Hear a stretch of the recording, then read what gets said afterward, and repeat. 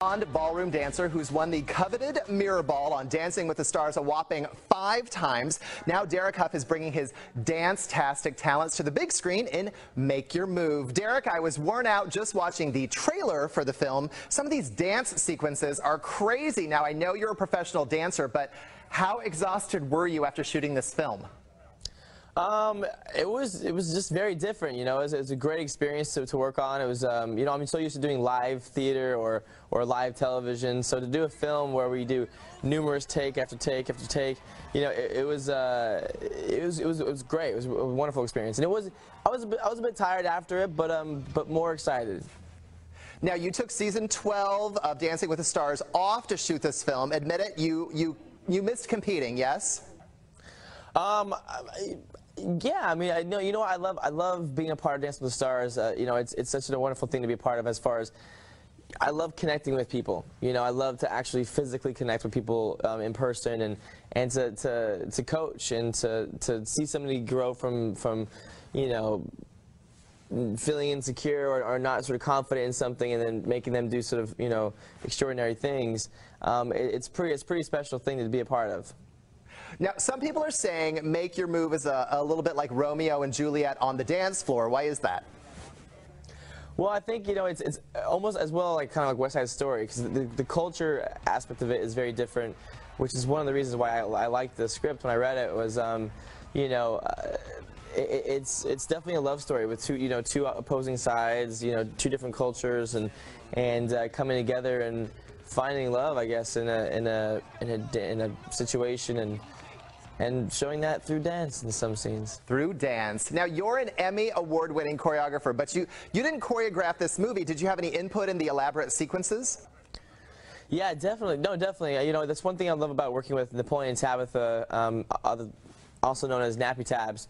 I love their work. They're the best people to work with. I just genuinely love them as people. And they're very, very collaborative. So, yeah, absolutely. I definitely had some input in there, and that's actually when we actually met, Napoleon, Tabitha, and I. And they actually are now going to be our creative directors and choreographers on a tour this summer that I'm doing with my sister called Move Live on Tour. And it's great, man. Like, so actually, I met them on this film, and now I'm working with them on this project, and I'm really excited about it. We'll talk about your tour in just a second, but do you have the acting bug now? Can we expect to see more of you?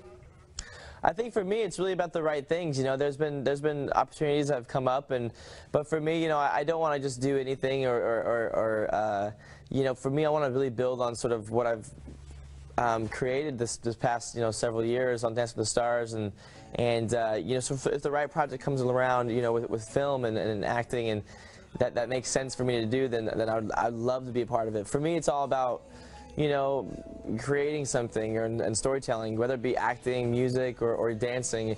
For me, they all kind of fall underneath the same category as, you know, storytelling and entertainment and being creative. So for me, whatever it is, it doesn't really matter as long as it's the right thing.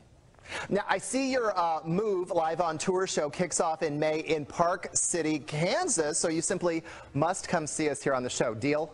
Absolutely. Sounds fantastic. We'll see you in Kansas City. All right. Make Your Move comes out Friday, April 18th in theaters everywhere. Thanks, Derek, and good luck this season on Dancing with the Stars. Well, I mean, he you know, is basically not feeling where he's at you know, in New Orleans, where he, you know, grew up, and he wanted to go visit his brother who lives in New York, and you know, see what else he can do with his life, you know, so carry on and move forward with it. I know I didn't know anything really about Boa when I first heard about her, and how I was introduced to her was going to the Staples Center and going to a sold-out concert in the Staples Center, which is kind of mind-blowing. Seeing as I haven't heard of her or anything like that before, and then it was just crazy. The fans were wild, and it was pretty cool experience. You know, I mean, she was really learning English for the film. You know, it was almost like the King's Speech, but for Boa. You know, during the film making process, and you know, so it was funny, man. We were always just like, kind of joking around with each other and teasing each other, and but yeah, I think for me, most memorable were the early stages, the early days of learning to dance together because she's not used to dancing with a partner. And so I would, you know, if I do something and I kind of grab her leg or do something intimate, or you know, she would freak out. And so it took her a little bit to get used to that. Not really teach me anything. More just it's a fun experience dancing with her. Probably when I go on to kiss Boa, because that was my best move. I think one of my favorite scenes. I mean, it was kind of a long time ago, but that I can recall. We actually ended up going back and adding a scene to the film, and it was this scene where we were in Donnie's loft, and we did kind of a romantic dance between I and Donnie, and it was fun. It was kind of fun because we did the film, we stepped away from it for a little while, and then we added a few scenes, and so we kind of came back, and it was fun. It was fun to kind of come back into it and add something else, and it was, yeah, I really enjoyed that scene. It was fun. Different. I think it's just really different. I'm so used to everything being live, you know, live theater in London or live television on Dancing with the Stars. Everything is very much you get one shot and that's it. Dancing in a film, obviously, we have numerous takes, and I definitely would find myself messing up or doing something and getting mad at myself, and then having the director or people around me saying, "Don't worry about it. We can do, you know, more takes." So that got some, you know, getting used to. You know, it's really cool being a part of a global project where it's going to be not just released in America, but also across the world in South Korea.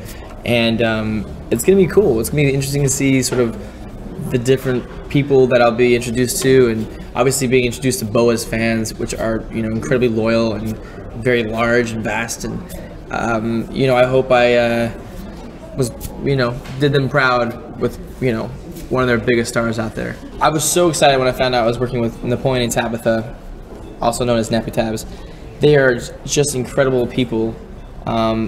It's so inspiring to work with, easy to work with, and just incredibly creative.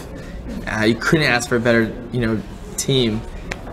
So working with them on this project was fantastic. I just love them to death. Yeah, there definitely was a collaboration. That's one thing I love about Napoleon and Tabitha as well. There's definitely a collaboration with them. You know, they're very open to suggestions into things that feel natural, and I don't know, they just really inspire me a lot. You know, to sort of up my game and to do better and to try to push myself a little bit more. And but yeah, there's some things that, you know, definitely have my own flair in there in certain routines. So yeah, you know, it's funny actually. I was in London and I was at my buddy's place, and he has a recording studio, and you know, we were just kind of playing around with an idea, and I was playing guitar, and we recorded that, and then I just kind of played on the piano a little bit, and this is kind of nice.